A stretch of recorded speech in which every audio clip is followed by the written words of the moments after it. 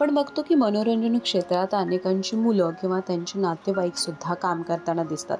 याच पद्धतीची अभिनेत्री आहे ती म्हणजे रागिणी खन्ना. रागिणी खन्नाला गोविंदा हा मामा लागतो. ती त्याला चिची मामा असं सुद्धा म्हणते. त्याचबरोबर गोविंदाच्या घरी अनेक सणवार असेल त्यावेळी ती जात असते. पण ती म्हणते की गोविंदा हा आपला मामा असला तरी त्याचा विशेष असा फायदा आपल्याला या क्षेत्रात झाला नाही. आणि ती नेहमी सांगत असते की जे काम करायचं आहे ते आपण स्वतः केलं पाहिजे. त्याचबरोबर रागिणीने अनेक एक्सपिरियन्ससुद्धा एका मुलाखतीदरम्यान शेअर केले आहेत. ती म्हणते, जेव्हा मी विदाऊट मेकअप, विदाऊट विग आणि विदाऊट साडी मी माझ्या नॉर्मल लुकमध्ये आरशासमोर जायची, तेव्हा मी स्वतःला ओळखत सुद्धा नसायची.